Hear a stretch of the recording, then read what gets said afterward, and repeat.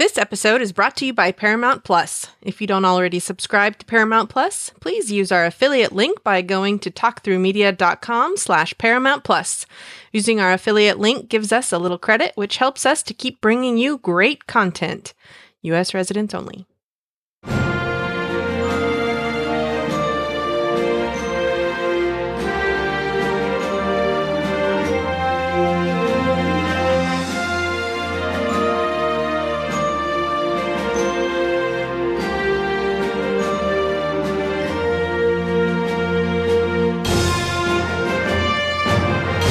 Hello and welcome to episode 15 of the Star Trek Lower Decks podcast. I'm Brian. And I'm Kyle. And no LT this evening. Aww. Yeah, he's got prior commitments this weekend, so he won't be joining us, but it's us. Yes. We will be covering Season 2, Episode 5 of Star Trek Lower Decks, titled An Embarrassment of Dooplers. But before we get started, we want to mention again that this podcast is supported by our Patreon supporters. You can become a supporter by going to patreon.com/Brian and Ruthie. Anyway, we've been putting out the last couple of episodes. We've done an early access version, and people seem to like it. It actually helped the first time. I think it slowed me down a little bit in making the episode. But the second time, it considerably sped it up. So I was able to get done, I think, at least 5 or 6 hours faster than normal. So yeah, I'm going to keep doing it that way. And you get to hear us in all of our glory. And there were a few things from last week that, oh boy, there were some doozies that got screwed up. So we have that, and you can get that by a minimum donation of $1 per month gets you those episodes. So again, patreon.com/Brian and Ruthie. And you can help us out and also help pay the bills because there Yes. are bills. So since you weren't on last week, thought maybe we'd ask you what you thought of last week's episode. Yeah, I mean, it was like, I wasn't able to really kind of go back and rewatch it, but it's, I started off enjoying it at the start, but then when it got to the monkeys, that whole thing, it just, I don't know. It really put a whole damper on the whole thing. And I basically just was like, I don't even care about this episode anymore. And I have not had a chance to listen to what your guys' discussion, was about it, or, I tried to look at the dog to see, if there's similar feedback, but, it's just like after kind of like, I know Brian from Colorado kind of had some, concerns and comments about some of the, language or references. Surprisingly, he didn't give us any feedback on that particular thing that you're talking about. I was surprised. Both of us had quite a bit of things to say about that. We just thought they had gone too far. Yeah, and so I mean, it kind of like just from my first watch, and then just I don't know, it just kind of ended up basically like kind of ruining it for me. And so I just really didn't care about that episode. Almost kind of like, okay, that's just one I'm not even going to like go rewatch or whatever. Cause it just the whole bad taste. And I know it's like, I don't know. I saw stuff online and some people are kind of like not as upset or anything like that. So I don't know if it's just like, everybody has their own kind of thing, it's just, that just kind of totally it came out of left field. And it did ruin the episode for me. So that's why it's like I don't really have much comment about, because I never went to go back to rewatch it because I was just like, I don't know. It's like I didn't care about it anymore. I guess they basically proved that this is not a kid's show. Yeah. And I feel like this episode that we're getting ready to talk about kind of is adding a little more to that. And not that was giving me any kind of ill, like anything like that episode with the monkeys. It was something I noticed, and it's kind of like, well, it doesn't really bother me, but I knew that it has been brought up before with cussing and all that stuff. So it's kind of like, okay, yeah, I guess this show isn't a kid show, and I've never said that it was, but it's kind of like, okay, well, yeah, I see. It's kind of like they're not really holding back, and yeah, well, we can talk about that later. Yeah. We also got a bit of feedback from listeners in the form of a voicemail. So, as listeners know, we've been treated the last 3 episodes with a voicemail from Mary Lou, and we'll be getting another one from Mary Lou later. But now we have a Mary Lou fan. So here is Dwight Berman. Hi there. This is Dwight Berman, and I'm leaving a message for the Mary Lou podcast. Oh, no, not the Mary Lou. Oh God. Oh, I'm sorry. It's not the Mary Lou podcast. I got so much on my mind right now, you couldn't even believe it. Let me tell you, I'm sorry. It's for Brian and Quail. So, yeah, Brian, you sound like a nice Jewish boy. Maybe you can edit this in post and take out that Mary Lou part. But boy, she is I think I might be in love. She is a wonderful orator. It is amazing. I want to get to know her bosoms. I mean, normally I'm an ass man myself. And just to clarify, by ass man, I mean my dogs, because they're asses. So I call them ass. So I'm an ass man. But Mary Lou's bosoms, I would like to pet them. Anyway, I wanted to call because I saw the Lower Decks episode here. The Lower Decks with the Magutu, Ubuntu thing going on there.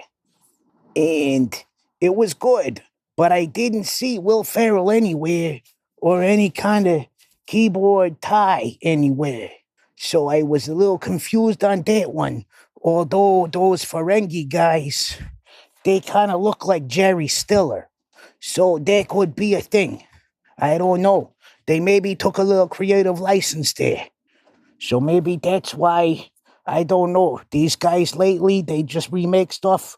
And then, I don't know. It was funny, though. I liked it. Don't get me wrong. I just was looking for the Will Ferrell because the Magatu thing. Because he's the doctor. I don't know why there was so many of them, though. But also, there was the thing with the Ambo Jitsu. That was kind of funny because I remember this one time when I was a younger man, when I was taking the Taekwondo. And I thought I was, remember, did you ever see the Inglourious Bastards? Remember that guy, the Eli Roth guy, the Bear Jew? They called me the Sloth Jew. Because I thought I was tough, but I wasn't really. I got into a fight one time, and I got beat up and my shoes fell off. And I was very hurt by this. So, I don't know what that had to do with anything, except for it was a good story. I'm not very tough, and I'm not the Bear Jew.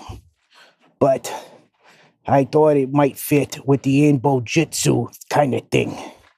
Cause Mariner, she's a tough girl. And my sister, now my little sister, she's like the Bear Jew. She can kick some ass. Excuse my French. If you want to bleep that, you can. I apologize for the cursing. I don't mean to be a potty mouth. So you can bleep that if you wish. But my sister, she is like the bear Jew, and she kind of looks like him too. But we won't tell her that. Because she's no Mary Lou, let me tell you. But, because my sister, she kicked my butt one time all over the place. And I thought I knew the Taekwondo, but I didn't. But anyway, the lower decks, it's really, really good. I like it. But really, the what attracted me to the podcast was that Mary Lou. Oh, hubba. I'm telling you, she's got a voice like an angel. And Brian and Quail, if you might be able to get me her phone number, maybe we might have a love connection going on here. All right, I've talked long enough, and maybe, hey guys, help me out here. I'm lonely. Okay, over and out. Oh, we're turning into Love Connection. Yeah, we are. we need a. Yep. Well, thank you so much, Dwight Berman. And we'll be hearing from Dwight again later in the podcast. So awesome. That's funny. You called me Quail. That is actually a nickname of mine. Yes, I know. I was like, do I know this person? Yeah. Yeah, and I got a kick out of him saying about the Will Ferrell, because in Zoolander, he played a character called Mugatu, which was named after the Mugato. So, and there are so many different ways of saying it that I believe one of them is Mugatu. Anyway, thank you so much. And, well, Mary Lou, it's in your court now, although you have another voicemail coming up and another one from Dwight. So there'll be more. All right. Well, I believe that's it for last week. Let's move on to this week's episode, Season 2, Episode 5, titled An Embarrassment of Dooplers, written by Dave Eilenfeld and David Wright, and directed by Kim Arndt. And the description from ParamountPlus.com is as follows. Mariner and Boimler try to track down the location of a legendary Starfleet party, while the bridge crew deals with an insecure alien diplomat. The star date is 58053.9. Its air date was September 8th, 2021 at 11:09 Pacific time. And that's when I saw it show up at 2:09 a.m. I did the refresh. Mm-hmm. And it was a little later this time around. I'm wondering if it was a little later because of all the Star Trek Day stuff that was still going on prior to it. Only ended a few hours before. So Yeah. the runtime is 23 minutes and 59 seconds. So, Kyle, what did you think of this week's Embarrassment of Dooplers? I gave it an 8 escorted Enterprise out of space dock. Yeah, my ratings are been pretty consistent because it's like I've been enjoying the episodes generally, and it's kind of like putting it on this one. Well, obviously we're not going to speak of the last episode, but that one I'm just not even giving a rating.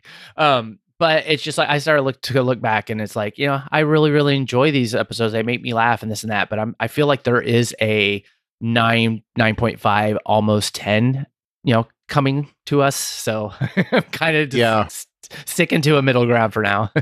Yeah, I would agree with that sentiment. It seems like they're holding back a little bit. These aren't quite they're setup episodes. Yeah, right. For what will be showing up in the last few episodes, and I had seen we'll be talking more about the Star Trek Day stuff, and Mike McMahon says, yeah, that's kind of what you're going to see is like the last 3 episodes are going to be big. So I'm going to give this an 8 quirk franchises. I don't know. Or maybe I don't want to take that because I think yeah. All right. In fact, the next listener gave that one, I was going to say. So go ahead and give her rating. All right. Carol from Washington, D.C. She gave it an 8.5 out of 10 limited edition Commander Dater bubble bath bottles. That was funny. That was actually really funny. Yeah. Wes from Minnesota says this episode was a vast improvement over last week's episode by far. I give this episode 9.7 contraband Klingon disruptors out of 10. Okay, so let's move on to our yeses. Yes. All right. Well, our first listener's yes comes from Carol from Washington, D.C. And she says, the title, pretty clever play on words there. Embarrassment, 2 meanings, and doubler sounds like double, like tribble sounds like triple. Not to mention the episode's homage to The Trouble with Tribbles and another TOS reference like Kirk and Spock and Zeta Alpha 4 and 5 and multi-level class shit set in Malvis shop. I'm sure there were more in the background. Yeah, and there are a few things that I picked up. Some of them we'll mention later, but one that I didn't see mentioned anywhere was there was on the bar. There was a miniature of Zephyrin Cochrane's ship, the Phoenix, just sitting right on top of the bar vertically. So, yeah, I did notice that. Yep. But yeah, I picked up on the SETI Alpha 4 and 5 being marooned there, just like Khan was. Moving on. I saw 2 Quark references, the shop on the promenade that Mariner calls at, and the brand on both the Cerritos and Deep Space Nine building sets. Yep. And I guess that shows that Quark is a franchise. Yep. He's been doing well. Yeah. Or he's just expanding his empire. Yep. So. The bar has a neon sign in the window that says free shots and beers, which is fortunate since Starfleet officers don't carry currency. The ground, right. Yeah. Yeah. And I also wonder about, like, what do they do with the casino? Because at the casino, there's no currency either, right? So, right. No, that's always isn't it always been kind of a thing with with just Starfleet in general. Like, I know on Deep Space Nine, there were like Quark would have like, sales or like Nog, was like selling his possessions, but then like, Jadzia would be like, I can't remember the episode, but she like goes to like whoever it was and be like, oh, you better like here, better go get that. But it's like, okay, but how do you have money? It's like, does Starfleet just like give you money if you ask for it, or do they have to like earn it on their own? It's never been really explained. No, it hasn't. Then she goes on and says the groundskeeper who said, "This is how I die," was played by actor, comedian, and podcaster. How did this get made? Paul Scheer. Yeah, and Paul Scheer not only played that role, but he's also Andy Billups on the show. So he's a show regular. Well, semi-regular, I guess. Guest regular. Recurring. Yeah. Yeah, that's better. All right. Well, thank you, Carol. Wes from Minnesota is next. He says, this episode kept me laughing throughout. I especially love the Dooplers. I thought it was a clever pun on the Trouble with Tribbles. Lower Decks definitely has been doing many deep TOS cuts this season. I love it, even though I grew up on TNG. Mm-hmm. Yeah, it's like it's been a while, and it's like a long while actually. It's like since I've seen Trouble with Tribbles. But like one of the things that I immediately like it popped in my mind was thinking of that short treks, The Trouble with Edwards.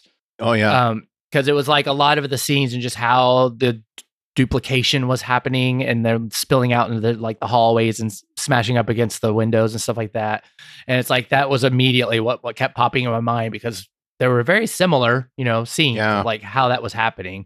Now if like there's like similarities or something with that episode and this episode, I don't know. I'm not that big, knowledgeable on that episode, even though I've seen it before. And yes, it's really good.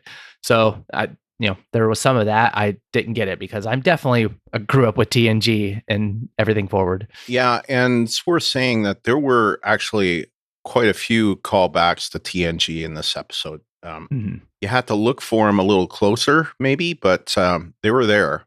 They were definitely there. In fact, I have some in the mostly crafted by me this time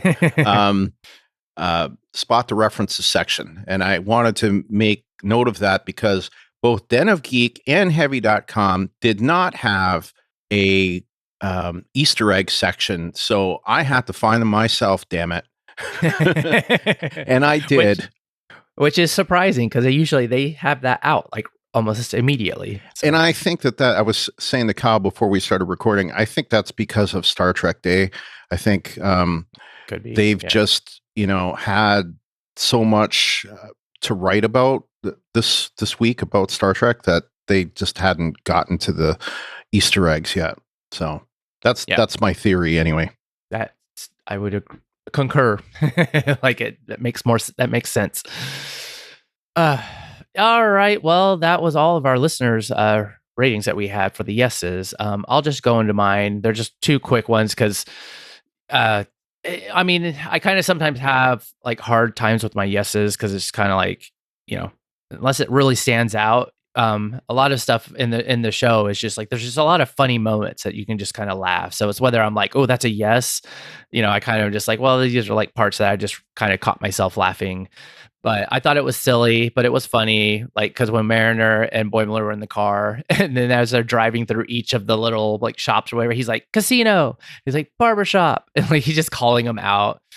I don't know. I just thought that was funny. And of course, when he gets to the Vulcans, he's like, Vulcans, Vulcans, Vulcans. And then they turn around. They're like, that's fascinating. Because of course, that's what Vulcans say.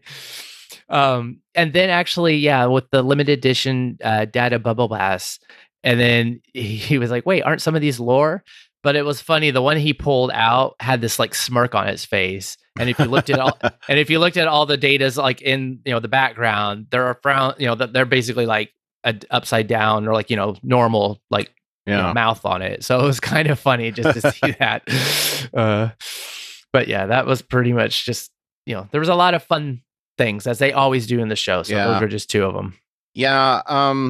Just some things that I wrote down, and there are many things. I think some of the things I'm going to mention in the spot the references section, but the tiny Cerritos, complete with the Mariner bossing around Boimler in the bar section. I thought that was really funny.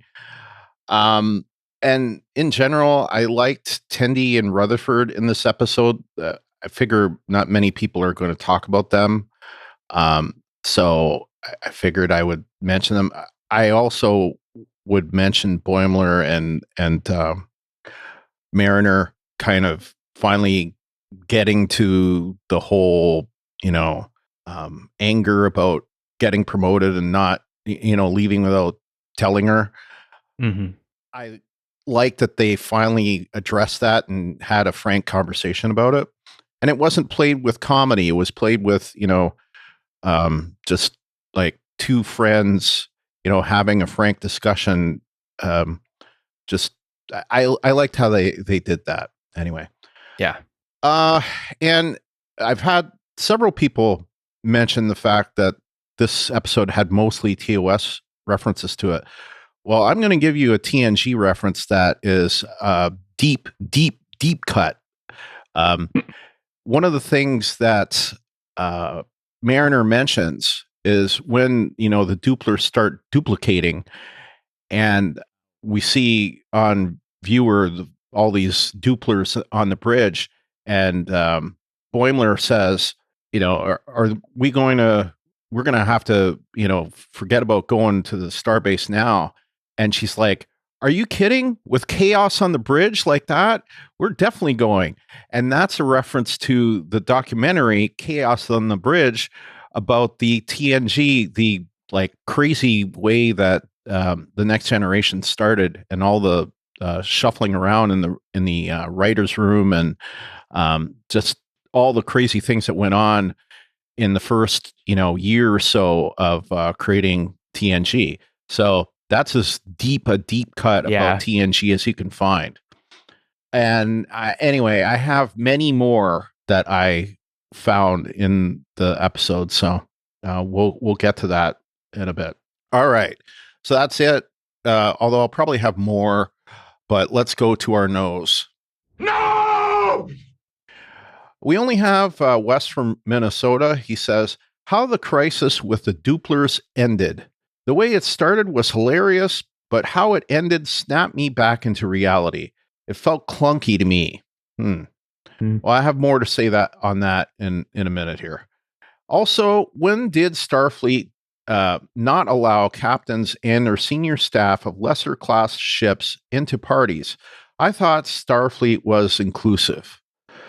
That's a good point, Wes. I would have to agree. That seems kind of like anti-Starfleet an anti-Federation in terms of like, the kind of thing that you would expect to see within the show, and within Starfleet itself. So yeah, that is a good point, because it's kind of like we haven't really, like we especially with the party, we have not seen anything like that. Right. It's always been like it's open, anybody can go, or it's not like, oh, this is just a especially in a party like this, it's like this is kind of a big thing. You think that anybody in Starfleet that's a captain, or even there's upper or there's higher staff or upper staff or whatever, like they would be included, but yeah, they just went with that, I guess. Yeah. All right. Well, I'll go into my nose. It was, overall, most of everything was pretty fine with me, but I thought it was weird that they were driving on a space station. Yeah. Cause it was like, I just didn't get it, for one, because it's like, you have transporters. That's what they're for. Yeah. And there's turbo lifts, and that's what they're for. But we've maybe not, I don't know. We've seen star bases, in Trek, and, we're not seeing like the wider view of like, oh, how big these things are. But when we see the inside, there's just like, it's just like hallways and everything that we're, used to. And then even with like a DS9, it's like they have a promenade, but it's like, it's not, it's for people walking, there's not a vehicle. So I don't know. It just kind of was like, okay, I guess they need, because they're doing a chase scene and all this stuff. So I don't know. I just feel like we've never seen that before. So I didn't really kind of get it. And then the other part was like, from what I was saying earlier, it was like, I noticed definitely then like, like kind of some of the last few episodes, there's been more like adult humor or adult words, and then bleeping out, cussing. Or even not even that. Sometimes they'll get like I think Mariner got interrupted before she said something. And so, of course, this episode at the end, it was like there was full on cussing. You could even tell what words they were saying, and they were just bleeping it out. So it's like I get, that's, it fit the story, and it fit like what it was doing. It wasn't like just coming out of nowhere. It just, that was part, that was how they were going to make them reduplicate, combined again. So it fit the story. But I get what, like, what Brian was saying from Colorado, where it's like, he watches this with his kids, and like, it's thinking that, oh, this is kind of should be like a at least family friendly. But I think after the last several episodes, we do see that it's like it's not like this is going in a direction of where it's like it's just a little bit, not for, it's not a kid's show, and I've never really said it was, but right. It's still Trek, and Star Trek. There's a line, where it's kind of like you kind of just, they don't really cross that. There's some funny humor moments, like like Data will say something that's completely out of character, but it's just like funny. Like, I don't think he's ever cussed, but so yeah, I just, it's not too terrible. It's not ruining things other than last episode stuff. But it's like at least it fit. And so I don't know. It just kind of stuck out to me where I was like, oh, well, I hope it's not like every episode there's going to be like that little segment where they just start cussing. It's being bleeped out. Like if they keep doing it, then I'll be like, okay, this is just a little, this is not part, like that doesn't really, something that I really enjoy. And so, hopefully it's not going to become a problem. Yeah. Yeah. I mean, they do kind of push the boundary sometimes for sure on that. As far as I'm concerned, I really only have one no, but I had to mention it 3 times. I really didn't like the Dooplers at all, like even a little. I had a problem with it. I had a problem with it from like a nitpicking Brian part because like, okay, the Tribbles ate and they meated, right? They were like McCoy said that they were basically born pregnant, but basically they ate the grain, and as a result of eating the grain, they multiplied. Okay, these Dooplers, all they had to do to multiply was become embarrassed, and that breaks conservation of mass so much that I couldn't get past it. It didn't make any sense that it would be possible for them to do that. Okay. Yes, we have 2 Rikers and 2 Boimlers. Okay, that's fine. But I can buy the idea that you could make a transporter duplicate more than I could buy a Doopler duplicating on his or her own. So I had a problem with it. It didn't make sense to me to a point where, yes, I know it's supposed to be played for comedy. It's supposed to be, lighthearted, but this was just so outrageous. I couldn't get past it. So in summary, I just thought the whole thing was dumb. And to what Wes said about, how it ended, where every time that the Doopler got embarrassed, he would duplicate. Well, he didn't have much of a threshold to be embarrassed about, number one. And number two, all you had to do was berate him and he would get mad, and that would cause him to deduplicate. Again, preposterous as far as I'm concerned. So yeah. I just thought the whole idea was dumb. Yeah. So.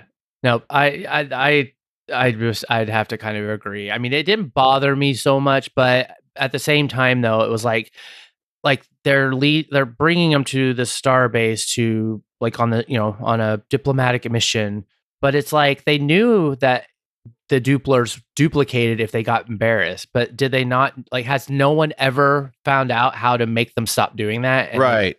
Like it's like that had to be figured out. And it seems like, well, if you're being so careful to not embarrass them, then are we the only ones that have ever met this race? And for that matter, why didn't anyone try to stop Freeman from, going off on them?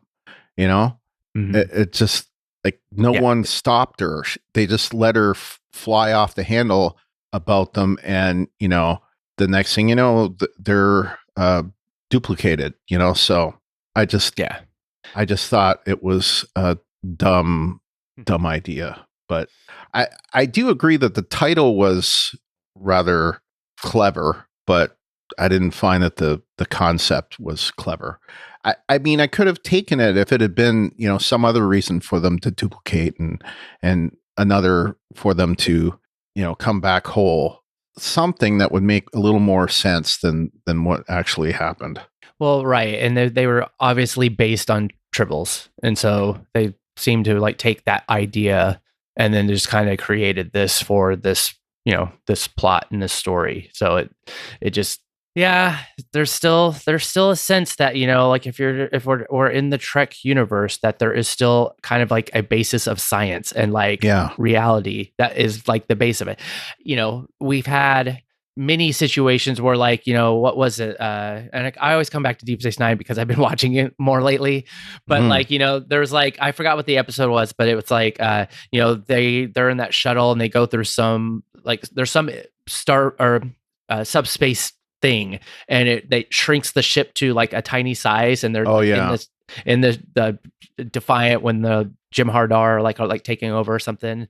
But it's like, but there's still some kind of a science thing, even though there is no subspace that we know of, or or at least on that things. But there's still kind of like this baseline of like known facts. So it's kind of like if they went that route, and then it gave them more of like a reason of like, oh, this is they could have like started duplicating, but then getting smaller and smaller and smaller and smaller. But then like, and then somehow that would cause problems, like, oh, it's like you end up inhaling a Doopler and then they're inside you, like, or something. And but it's like, that's the show. They're not, they're not doing that. And they're just kind of just going for like, okay, this will be funny. And then, there you go. But luckily we have the rest of what's going on to entertain us. So we don't have to it wasn't like this was the only thing of this episode. Yeah, like for the most part, I enjoyed the stuff on the station. Although I do agree with you about driving on the space station didn't make much sense to me. I did largely enjoy the plot that was on the space station, and the I guess I could use this as a yes, like them driving through that, garden section and everything that happened in there. I thought was pretty funny. Yeah. No, and then that was also that was fun. It was funny, but it was also kind of cool. It was like, oh yeah, it's like we've seen. I don't know if it was I don't think it's a holodeck. It was an aviary. No. Aviary. That said, but yeah, so it was really it was fun. For sure. Yeah. All right. That's all that I have written down for no's. So let's move on to the not good enough section. Not good enough, damn it. Not good enough. Wes from Minnesota says, Tendi and Rutherford trying to build the Cerritos model. To me, it brought back personal nostalgia for me building models when I was a teenager. I didn't have any Star Trek ones, but I did think about building some during last year's lockdowns as a hobby. I didn't. I ended up starting to paint pictures instead. Well, I actually built one Star Trek model, and it was actually I was a little older than I was beyond a teenager, but in my 20s when I built it. But I built the Enterprise D actually, and I had it for years, and I don't know why I got rid of it. It might have been sold at a yard sale or an estate sale. I don't know. Or it just got broken in some way. I'm not sure. But anyway, I built one that I didn't like the color that you were supposed to build, that you were supposed to use for the Enterprise. Because the way I always thought it was, I thought it was pretty much white. And the color they wanted you to paint it was gray, and I was like, that doesn't look gray to me. I want it to be more white, so I painted it white. That's cool. Yeah. I didn't do models but I did have the Enterprise D. They had that toy that whenever that came out. But yeah, I mean, that thing hung on my ceiling forever, and I would always like bring it down, and like the nacelles would come pop off, and it would still make the sound effects or whatever.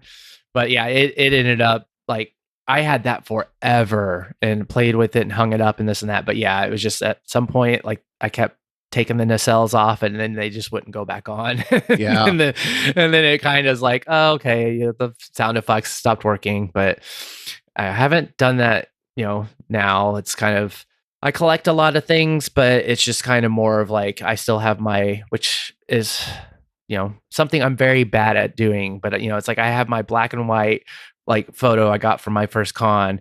Yeah. It has the whole Enterprise, crew that's all, but not in uniforms or anything, just them, normal. And I've always wanted to get them all to sign it, but then like, I'm not good at like going to cons and trying to I have it framed. It's in my box somewhere, but Well, the one that I'm hoping you get to go to, and so do I.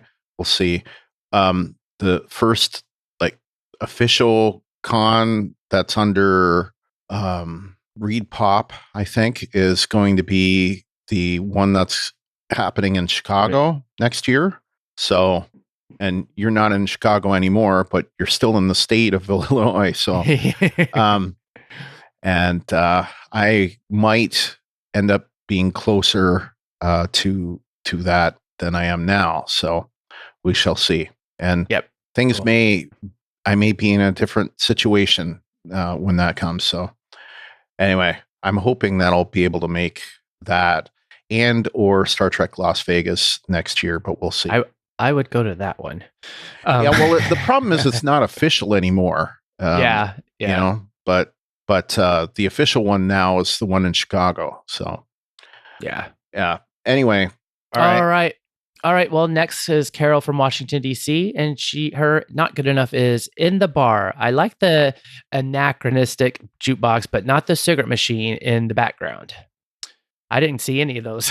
I missed them. I did see the jukebox, but I didn't notice the cigarette machine. But yeah, I don't know. Sometimes they always have to show stuff from today, and it's just like, who cares? It's like I don't want to see.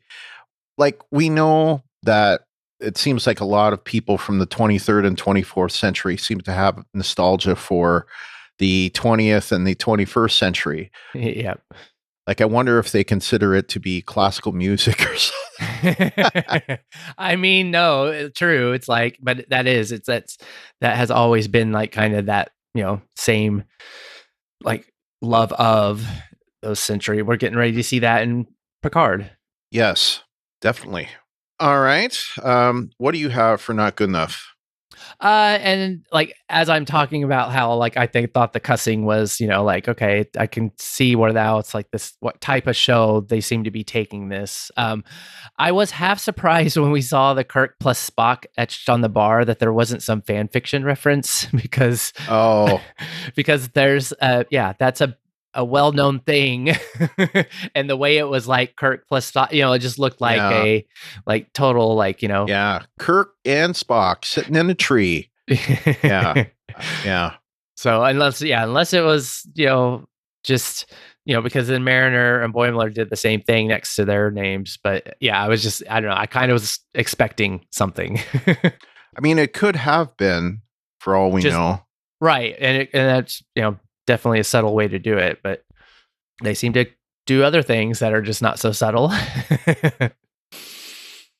And that was all I got for not good enough. I don't have anything written down.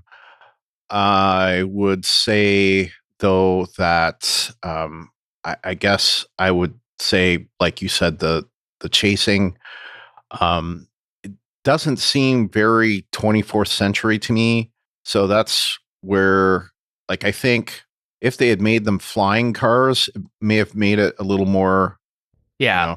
And LT had talked about this last week because there were, cars with wheels last week. And he said that the Ferengi wouldn't spend money on anti-grav cars if they didn't need to.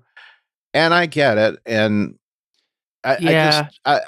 I don't know. It seemed too 21st century, car chase kind of thing instead of 24th century. So I get, I don't know. It seemed out of place for me, the whole thing. Yeah. Well, I had put it there because it was like, we don't only like seeing when you're on a planet, obviously that makes sense.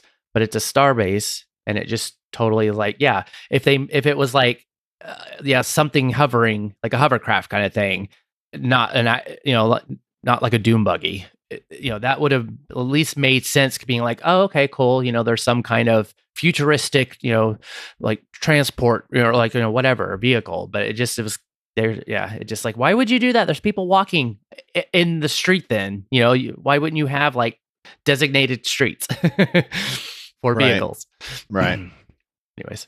All right. Well, that's, I guess, all we have for our not good enough section. So let's move on to our open hailing frequencies, get to listener feedback.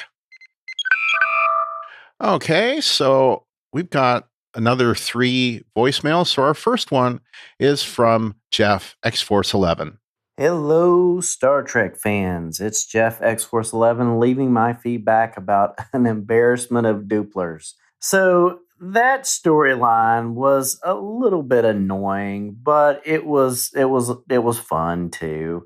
But I really liked the real story of getting to see Mariner really confront Boimler about leaving and the two of them working together. The fun chase through the station was hilarious. I'm sure there's going to be so many like shout outs to different things. I mean, I saw a species of Morn's species, and I'm sure there's going to be a ton of other stuff. But it was just so fun of them to get to work things out in a fun way and move forward in a fun way. And so it was just a fun episode. I really enjoyed it. All right, those are my thoughts. X-Force 11 is out. Well, thank you so much, Jeff, X-Force 11.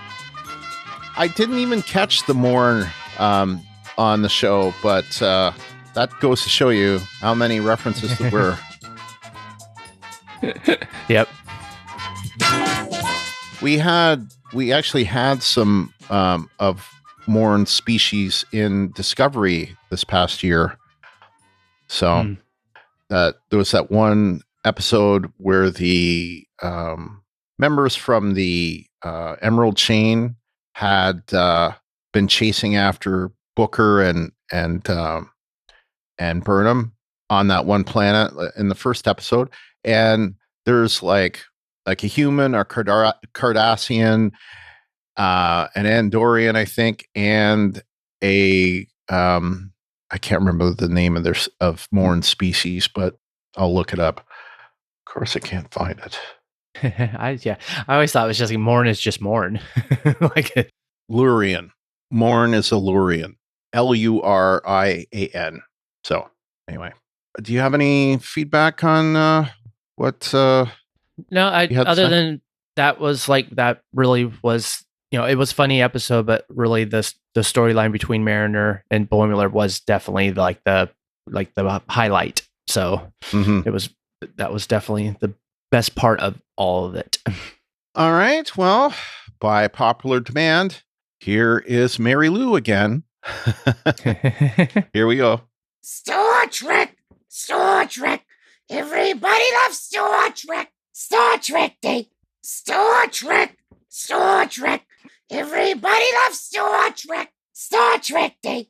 I was watching Star Trek Day on Paramount Plus, and it started freezing, and I couldn't watch the Paramount Plus stream. So I switched to YouTube. I went on the YouTube, and I was watching this blonde girl talking with her shoulder to the camera, and it was driving me crazy. Interviewing everybody, LeVar Burton and his daughter. She's very popular in the Star Trek world. And I didn't know that was his daughter. And last Star Trek Day, I says, wow, she's a very pretty woman. It makes sense because LeVar Burton's a pretty man. But anyway, did you see Jerry O'Connell? I was watching Star Trek Day, and the girl with the shoulder to the camera was talking to Jerry O'Connell. And I was thinking, he's not on Star Trek. He's on Sliders. And I was thinking about Sliders and saying, what a good show it was until Sci-Fi picked it up. And then, the Cro-Mags came on. And it just got kind of silly, But speaking of silly, this week's episode of Lower Decks, crashing through the walls on the vehicle. It just, on a Starbase, don't you think that if we were in Odo's position, we'd say, computer, beam these intruders to the brig? Or, All right, playing music you like. well, I guess my computer's listening to me.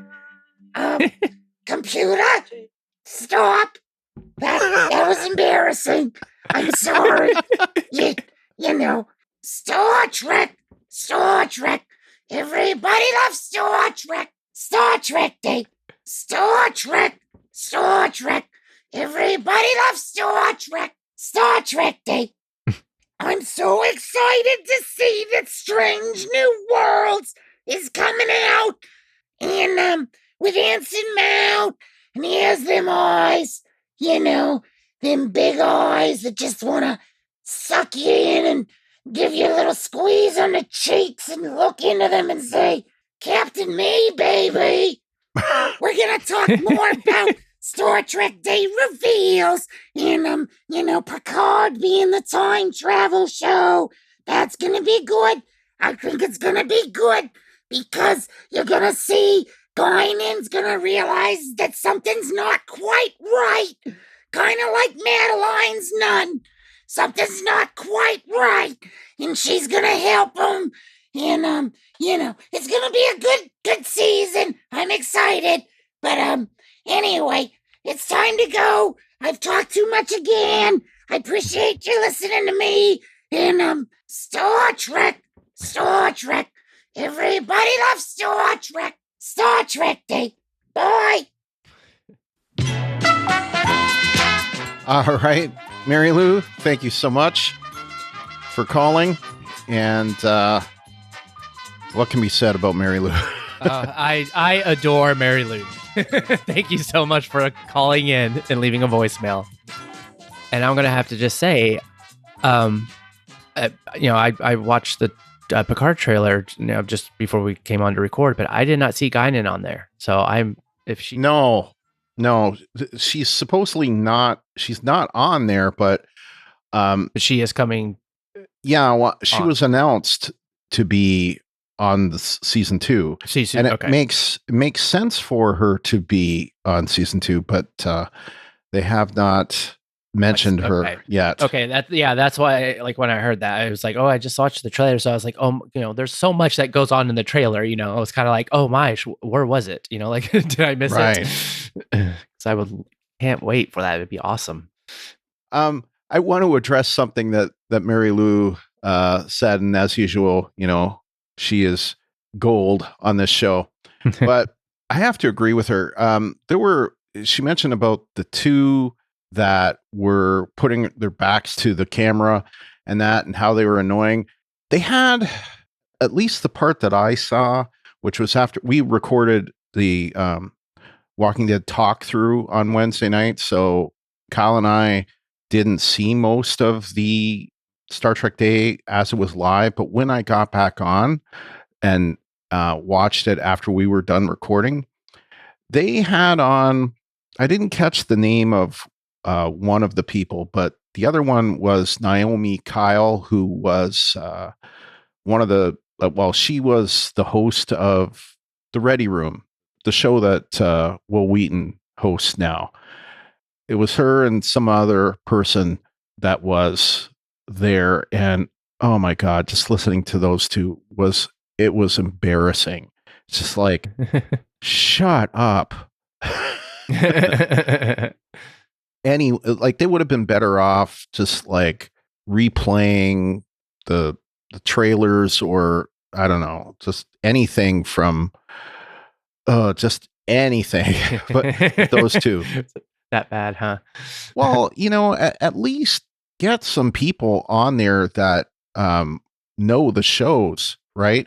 Either get like an actor from the shows, or I don't know, like get what's his name that used to do the After Trek, Matt Myra, who get him on there. I mean, he still does a Star Trek podcast, and I'm sure he would have loved to have done that. So anyway, like get someone on there that knows something about Star Trek. It was just embarrassing listening to those two, especially the one that whoever the one that wasn't Naomi Kyle. Like at least Naomi Kyle was like getting things in the ballpark of correct. The other one was just, you could tell that she was just basically learning about Star Trek for a paycheck. That's what it seemed like to me. All right. So I mentioned that we got another voicemail from Dwight. So we just heard from Mary Lou. So Dwight, it's your turn. So here we go. Hi, Brian, Quayle, and Lieutenant. Lieutenant, I'm sorry that I forgot you last week. I apologize because I think you weren't on the episode the week prior for the Lower Decks podcast, so I forgot to mention your name. So I am very sorry about this. This is Dwight Berman. Oh, and XOXO to Mary Lou. So I wanted to talk about the embarrassment of the Dooplers. The first thing that I did notice about the Dooplers, though, is that they didn't have much to do with the real big Legos for the little kids. I don't know where they get the name from for that. So I don't know. They seem to have much more to do with what the guy from the guy that did the voice of Sterling Archer from the cartoon Archer. Remember that guy? Yeah, he was the guy on the short trek talking about the tribbles, and when you shave the hair off and you eat them, they seem more like that. But how they multiplied and stuff. But then they can contract themselves when they get mad. So that was kind of cool. That was kind of neat, I thought. I got kind of excited. Sorry for being a little bit flabbergasted. But yeah, that was kind of neat. Did anybody notice that Morn was he fell asleep at the bar on the space station? Why was he off of Deep Space Nine, guys? I don't know what happened there. But he was asleep at the bar at the table there. And I don't know why he left Deep Space Nine. Did Quarks close down at Deep Space Nine after the emissary left? Because he was sad to see him go? I don't know. But I also like that they had the pee-pee chair from the menagerie. From the original series from the 1960s. Kind of like how they did in Discovery too with Anson Mount. That was kind of neat when they showed it during the Blues Brothers reminiscent chase through the space station when they were wrecking the shopping mall area. That was also kind of neat. I did enjoy this episode quite a bit. It was nice. I know that you guys do ratings, so I will give it a rating of 9.26 Duplos that don't look anything like Legos but look like shaved tribbles out of 10. That is it. Mary Lou, I love you, and I hope to hear from you this evening or whenever the podcast plays. And hopefully you will give me your phone number and maybe we can get a love connection going soon. Okay, bye-bye. Love you. Bye-bye. We need a love is in the air. Do, do, do, do, do. Yeah. Maybe I have to get a love boat. Or Love Connection or something. Or what was that other game show? The dating game? Yeah. The Newlyweds. Or the Newlyweds. Well, yeah. we don't. I'm not sure what the theme song. Well, yeah, when we jumping the gun. Yeah. So was it the Lurian that was passed out in the bar? Is that what it was? Well, and actually now I had that.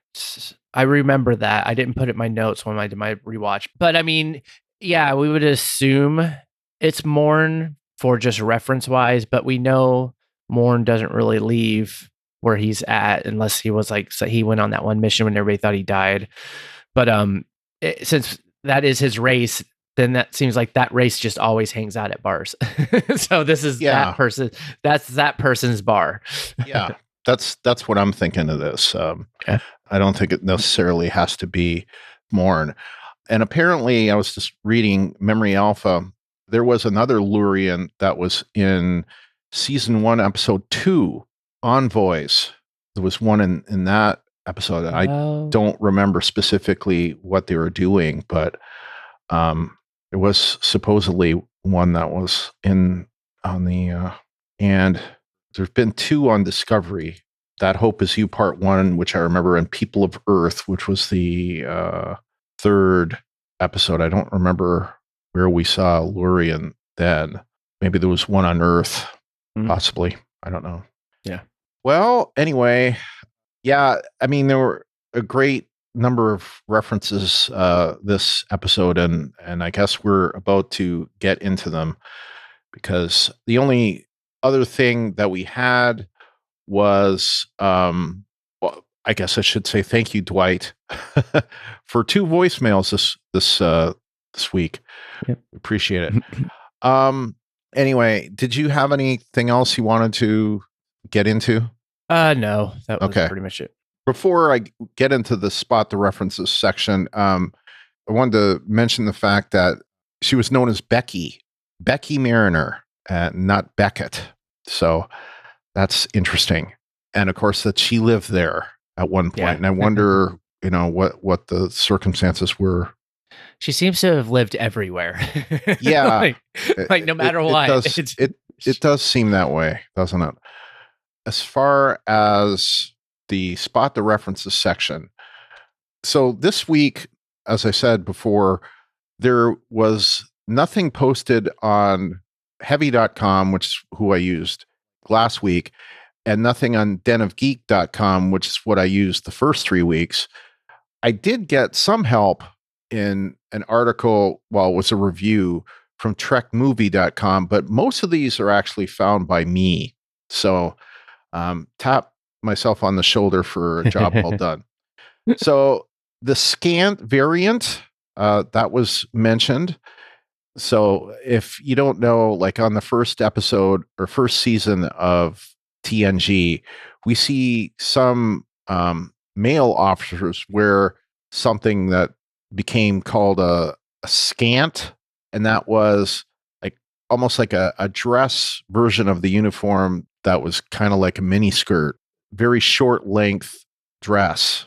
So that is something that we see Boimler mention, and she says, are you kidding? Nobody wears those anymore. Quirk's got a franchise. We mentioned that. Quirk's got a line of starships, sort of like the old, what was the name of that company that used to make? They had a line of models, Star Trek models, and they actually built the shuttle Galileo for Star Trek for use in the Galileo 7. That one episode where, they go down to the planet and crash land, from the first season of Star Trek. Trying to remember the name of that company. Yeah, I tried to look it up. I can't find it. I'm not entirely sure what it was. This is not it.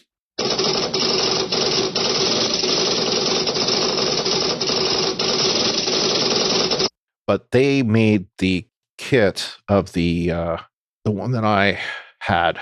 So AMT. It was AMT. Yeah. They were the company that made models for Star Trek for a long time. And these models that we see Tendi and Rutherford working on look very much like an AMT model, but with, extra doodads, like actual firing phasers and an actual drives. warp core. Yeah, and an actual warp core. A very small warp core, but a warp core nonetheless. Yeah, functioning. Yes. So, and of course, the one that you see these days is from Eagle Moss, and those are like ready-built models. So you buy them, and they come, already built. And but there is another one that's coming out soon that's going to be one that you can build. So anyway, I have a few of those, but I stopped. They get very expensive very quickly. Next thing is Malvis is a Miserian. So Malvis is the one, she goes into his store, and that's the one where, like, Boimler says, we don't have time to go shopping right now. And, he pulls a phaser on them. And I looked at him and I thought, that's a familiar look. He is a Miserian, and Miserians were seen in the TNG episode Allegiance. And if you remember that one, that's where a doppelganger visits the Enterprise and tries to get the crew to, basically set a course for the sun and, fly in. And anyway, so there were those. The bubble baths we already mentioned. The fact that they were data bubble baths, and Boimler says, sure there aren't any lures in here, and Malvis says there might be a couple of lures. That was funny. Captain Shelby was also mentioned. Captain Shelby, of course, being the who we meet as Commander Shelby in the Best of Both Worlds. We also see Vulcans say fascinating when they end up driving through the Vulcan shuttle or whatever. They almost run over fish people. Well, the fish people were the Antedians from the TNG episode Manhunt. See, I told you there were TNG references in this show. And that's the one where Worf is looking at them, and they're just like in like a hibernation state. And they're just like sitting there on the transporters. And I think Wesley and Worf are looking at them, and Worf says, "What a handsome race." And that's, of course, the same race that Loxana, as soon as she encounters them and they're awake, she's able to spot them and reads their minds and is able to determine that they have explosives that are on their robes that would their intention were to blow up the conference. We also see, here's a TOS reference, or sorry, a TAS reference, the animated show. We see in there when they go into the aviary, there's like a little like treehouse, falls down, and in it are bird humanoids. Well, those are called Aurelians, and they were first seen in the animated series episode Yesteryear. We also see the Outrageous Okana, or Thadian Okana from the Outrageous Okana, and he's now a DJ.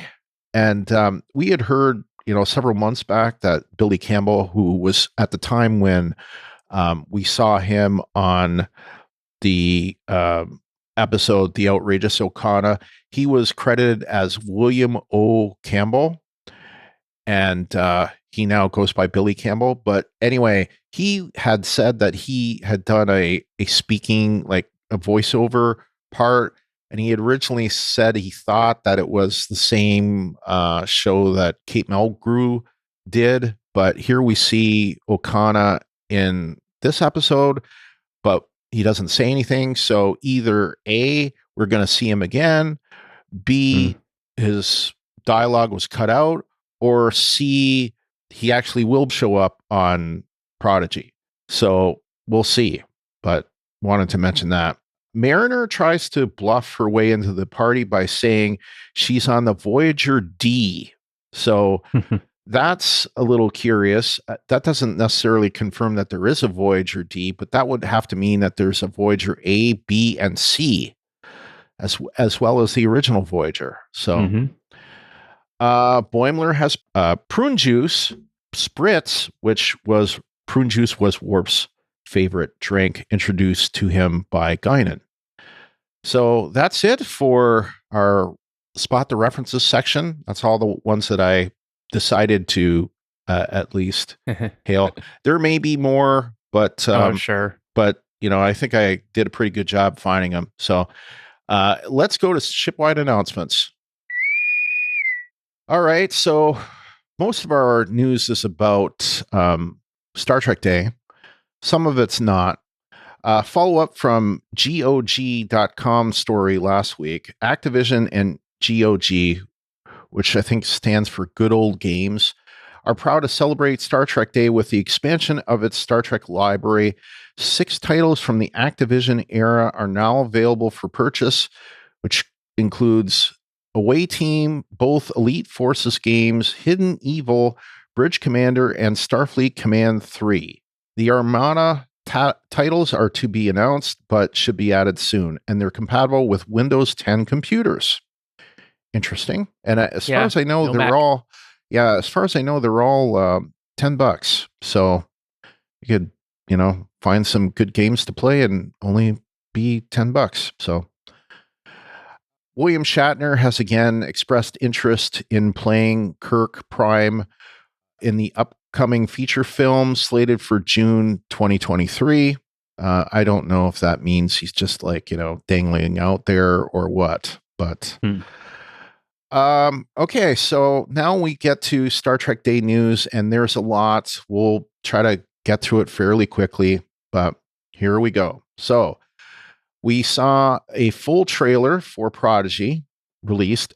October 28th will be the premiere. And I did not realize this. Thank you, Wes, for bringing this up. It is going to be a 1-hour episode to kick off the series. So I believe the rest of them are 30-minute episodes, but the first one will be a 1 hour. That is good. Now, I should tell you, Talk Their Media will be, at least as of right now, will be covering Prodigy. However, who's covering it? It's probably not going to be us because of this next bit of story. So anyway, the cast members say that this show is geared for kids, but it is meant to be enjoyed by all ages. So, did you get a chance to watch the trailer at all? I did get to watch it, yeah. And it looks good. I'm intrigued. There was one thing about it that kind of ruined it for me, and I wondered if it will be fixed in post. And it's just it's possible they may have been using an early version and not the final version. But because I didn't see this so much in the other characters, but Janeway's character specifically, I found that her speech did not match her, the way her lips were moving.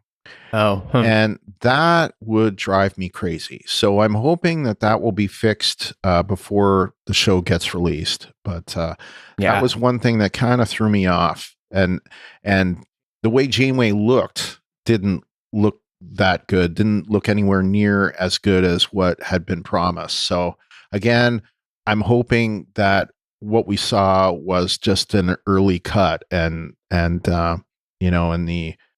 got about a month and a half before the show finally gets released. And, like we saw with Picard, for example, the first shots of Data looked a little off. And then by the time the show was actually released, he looked a lot more like Data. So I'm hoping that's going to be the case with Janeway.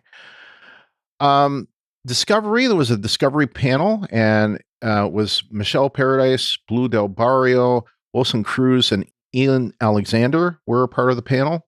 They mentioned the difficulties working during the pandemic. They described it as very hard, especially for the 3 actors who lived in isolation when not filming. And what I understood, and I heard this from the Strange New Worlds panel as well, is they couldn't hang out. So they would do their scenes and, in a normal type of show, in a normal type of situation, the cast, they tend to hang out and so they'll go to dinner, they'll, hang out at each other's houses and whatnot. Well, they couldn't do that in this case, as they had to, spend as much time isolated as possible. which sucks. I mean, and all of us have had to deal with this with COVID. So, Yeah. you know, I am very sympathetic. Surprising, we didn't get a trailer. Now, I think we didn't get a trailer because the next time we're going to see something is going to be from New York Comic Con. And I'm thinking that's when we'll see a trailer for Discovery. So we got 2 trailers this time and a not trailer, but some announcements or some like little shots from one of the other shows, which we'll get to in a minute. But we only got 2 trailers, and that's what I think is going to happen. Is the 2 shows that we didn't get? Actually, we got 3. Now that I think about it, we got one for Prodigy, one for Lower Decks, and one for Picard. So I think we'll end up getting trailers for Discovery and for Strange New Worlds at New York Comic Con. That's my thought. But the thing that kind of threw me and Talk Through Media for a loop is we weren't expecting Discovery to air until the end of December. And instead, it's going to air November 18th.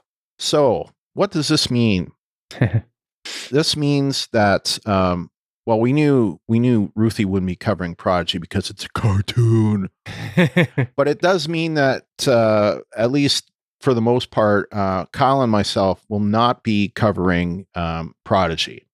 Now, we are working through, we have a host for Prodigy already lined up, and we're just trying to get the second one finalized. I don't want to say who it is yet. I want to make sure that we have all of our ducks in a row before we announce who's going to be doing it. But I think it's going to be in good hands. So what I may come on like as a guest, especially, the first 1 or 2 episodes, but I'll let them handle it. And whether or not they take the same format that we have, I've kind of left it up to them. So they may change the format a little bit, and I'm okay with that. Hopefully you guys will be okay with it too. So, we don't have to have everything be yeses, nos, and not good enoughs, and have like tons and tons and tons of feedback because,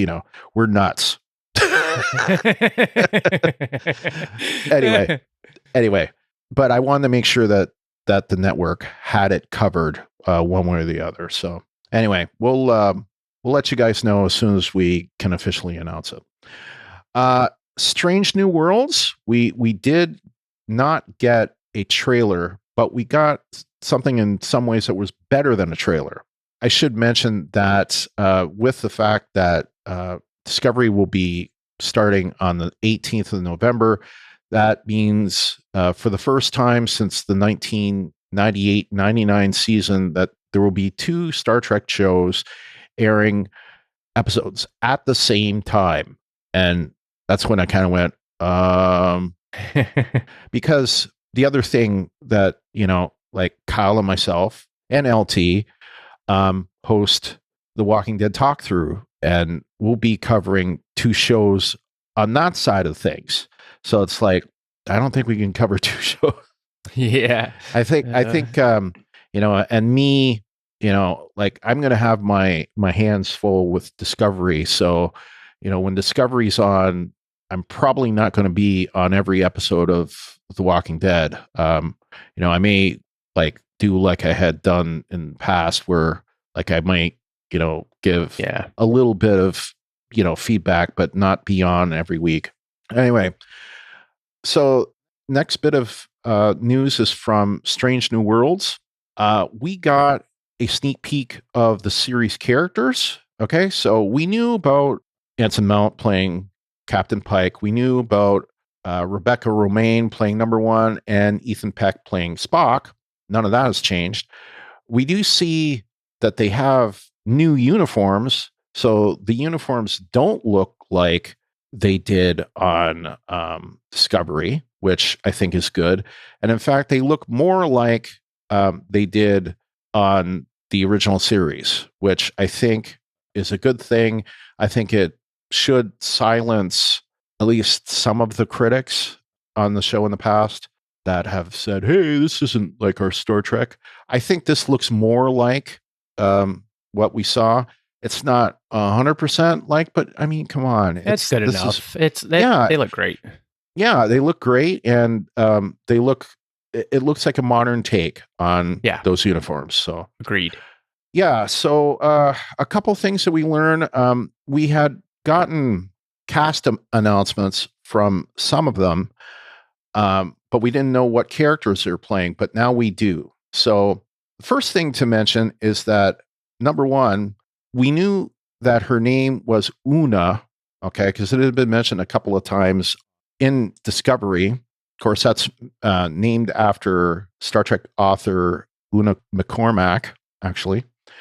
Her full name is Una Chin Riley. So Chin Riley is hyphenated. That's her full name. So now we know what it is. So she does have a full name. It's not number one. So we have, of the characters that are coming out, 3 of them are legacy characters that we already knew. I think the most interesting one is we get Cadet Uhura. So I think that's going to be cool. And we get her name, Nyota Uhura. That's Cuba Rose Gooding. I think that's her name. I hope I got that right.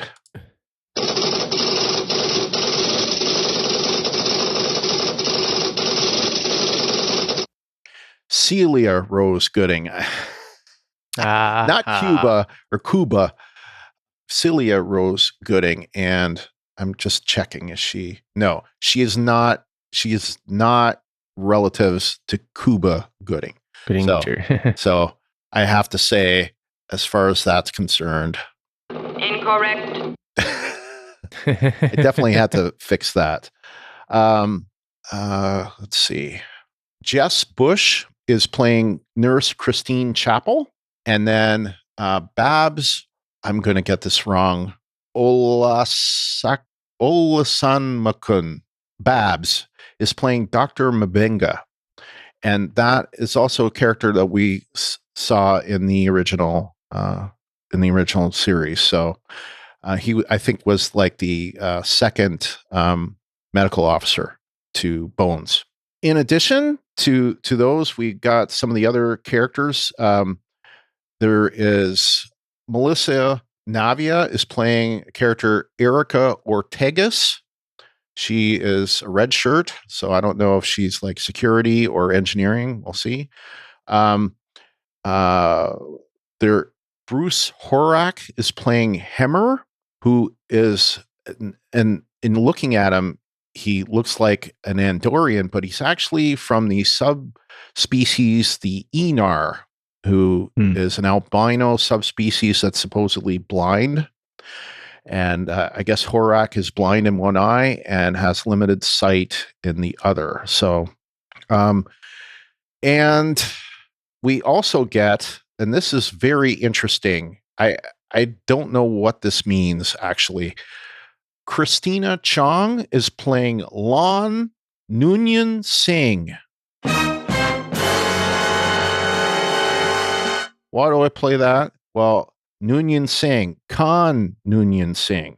Does that mean that she's some kind of descendant of Khan? Mm-hmm. Interesting. So yeah. I want to know what the deal is with that.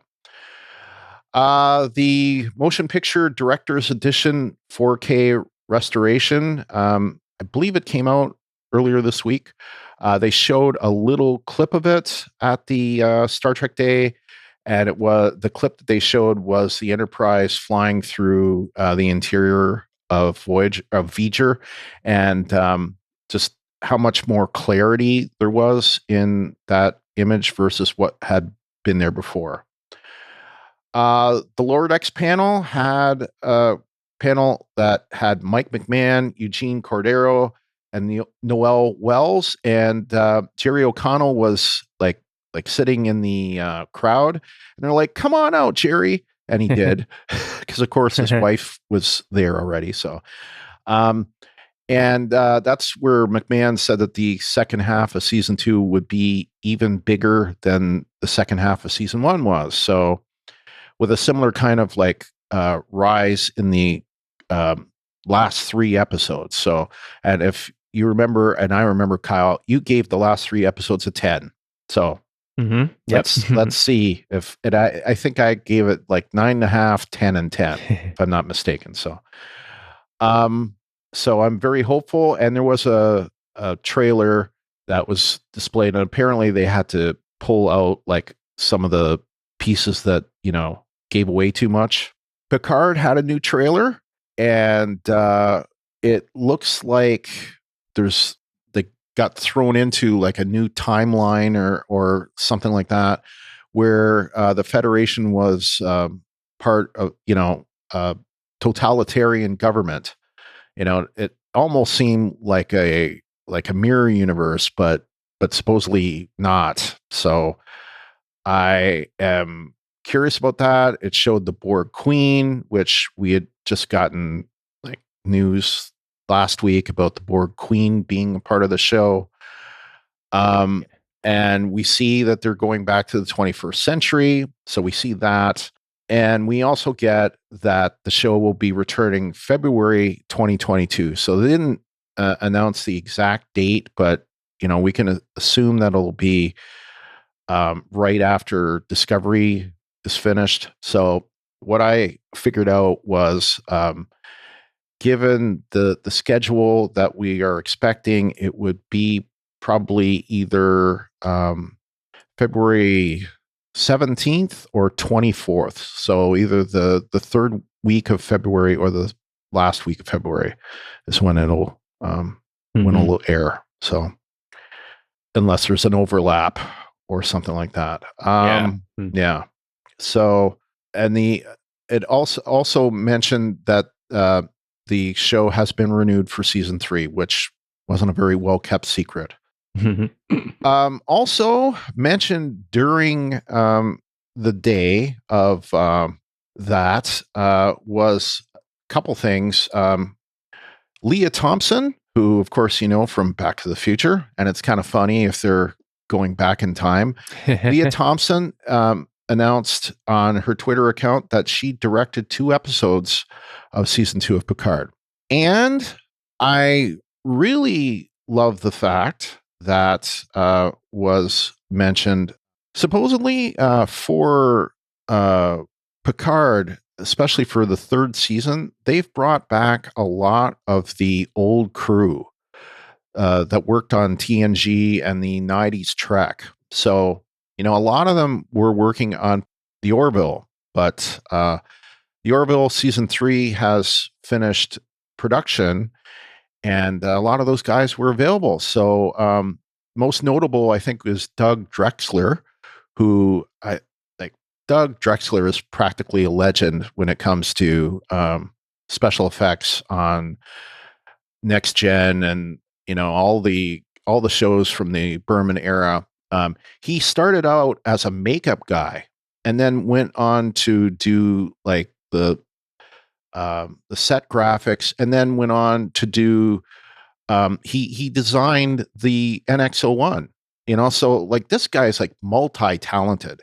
Yeah. And anyway, so he is back on season 3, and they've also brought back some of the editing people, and so a lot of the crew is being returned for season 3 of Picard. So I think that's fantastic. Yeah, that's awesome news. It's like bring more Trek, bring people from that worked on Trek, bring them back, bring them in, because it's like they all have their, those are like lots of strengths and experience, and also like there's the kind of how the direction and look of things have been. Keep it more consistent. Yeah, and I don't mind, that they're updating things. I mean, it's for sure. It's the 2020s. Things aren't going to look exactly the way they looked in, the 1980s and 90s. but you're going to learn a lot from the crew, especially if, look at it right now. Think about this. At the same time, they are doing 3 action shows, not animated shows. They're doing 3 live action shows at the same time with Discovery, Picard, and Strange New Worlds. And back then, they were doing Voyager and Deep Space Nine, or TNG and Deep Space Nine. And they did a lot to share the knowledge, and they swapped a lot of crew together and things like that. So if anyone knows best how to accomplish that kind of stuff, it's going to be the guys that did it the first time. So I think it's phenomenal that, and I think it's just, because I know some of those people weren't asked when Discovery came on, and I think they were kind of hurt about it. And I can understand why. And so to bring those people back, anyway, I think it's just great. So, yep. Final thing that came out of Star Trek Day, and this is our final bit of news. The Roddenberry Foundation is announcing a new initiative. We had seen a lot of the stuff on Instagram, for example. You'd see these stories would pop up and it'd say "Boldly Go." Well, I guess this is part of the Boldly Go campaign. It calls for people around the world to share online submissions showcasing what gives them hope for the next century. The campaign will culminate in a collective work of digital art that will raise funds for nonprofit organizations whose work aligns with Roddenberry's values of diversity, inclusion, and progress. An innovative approach to philanthropy that translates fan participation into real-world impact. Will Wheaton at the Star Trek Day event even said this digital art will be launched into space. Interesting. Yeah, and there was a panel about Roddenberry's vision, and that included, Will Wheaton was the host, but it had George Takei and Gates McFadden and Rod Roddenberry. And I'm trying to think if there was anybody else on that. I don't think so. Incorrect. I'll correct myself now and just say that LeVar Burton was also on the panel. But I've heard Rod Roddenberry. I met him once about 20 years ago. And anyway, he's very much trying to make sure that Star Trek kind of lives up to his father's ideals. And I think this is a great idea and something that is needed, so because we need to, there's been a lot of crappy things in the last couple of years, and we need positivity. Yes. All right. I was just saying, let's just hope that what is launched into space does not turn into a friendship one. So we're not putting anything dangerous in it, but yeah, exactly. All right. So that's it for our news. Kyle, why don't you take us out? All right. To submit your feedback and to connect with us, go to talkthroughmedia.com/feedback, where you can submit text or audio. You can also call 216-232-6146 and leave us a voicemail. Send emails to lowerdecks@talkthroughmedia.com. And you can also post in our designated episode thread in our Facebook group. And you can find that facebook.com/groups/Star Trek TTM podcasts. The deadline for Lower Decks Season 2, Episode 6 will be on a regular day and time, Friday, September 17th, 2021 at 7 p.m. Eastern, 6 p.m. Central. To support us, follow us on Twitter and Instagram. You can find that at Star Trek TTM. A great way you can support us is to share us on Twitter and Facebook. Also, go to our network page at facebook.com/talkthroughmedia, and there you can write a review. Share us on Facebook and retweet us on Twitter, especially when we post the new episode is out. And subscribe to the Talk Through Media YouTube channel, because this is where you'll find new episodes before. As long as you're not a Patreon, yeah, this will be the first place that you'll find the podcast. Once we're done with it, right. That it goes there first before we publish. Yes. And it varies. Sometimes it's minutes ahead and sometimes it's hours ahead. Sometimes it's days ahead, but it's always ahead. So Yeah. this last week, it was a couple of minutes. I got the episode out maybe 15 minutes later. So it wasn't a big Instant. Yeah. Yeah. Yeah, and then subscribe to us in Apple Podcasts or the podcast client of your choice. And while you're there, give us a rating or review. You can also go to podchaser.com, and there you can actually rate individual episodes as well as the whole podcast and all. Another way to support us is through our Patreon, and we would like to thank our Patreon supporters: James Robbins, Kim Bogley, Brian Shiro, Christopher Lechner, Leah Ratke, Michelle Carrier, Stephen Chambers, Kevin Lyle, Joff Gentry, Robert Kaiser, Clint McCullough, Mike, Trey Whipkey, Lawrence Todd, and me. That guy. I'm still trying to teach Kyle how to pronounce all your names. Yeah, sorry. And it's my whole combination of my Oklahoma Southern, I speak too fast, and then the main one I'm going to correct you on is Michael Carrier, not Michelle. Oh, sorry, Michael Carrier. Okay, Michael Carrier. Yeah, you can just add that. Yeah. Anyway, how the sausage is made. Yep. All of our episodes can be found on the Talk Through Media all-inclusive feed, which also contains Rebinged DS9 and The Walking Dead Talk Through. The Prodigy feed, I'm not sure what we're going to do with the Prodigy feed. It'll probably get put on sort of like the how we have Lower Decks, so it'll go to everything, but we may also create a separate feed for it. We'll see on that. I haven't decided yet, but a lot of it, I say that because it depends on certain things. So, but we also do the Walking Dead Talk Through, and that's something that Kyle, LT, and myself do weekly. And right now, we just released on Friday season 1, episode 3, which was titled Hunted. And later this week, we'll be doing season 11, episode 3, and season 11, episode 4, which is called Rendition. And I've already seen that episode because I got AMC Plus, and it's a pretty good one. So good. But Kyle and LT haven't seen it yet. Our next episode of Star Trek Lower Decks podcast will be covering season 2, episode 6. We don't know the title of it.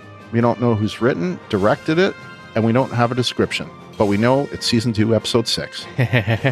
So until next time, I'm Brian. And I'm Kyle. Peace and long life. Live long and prosper.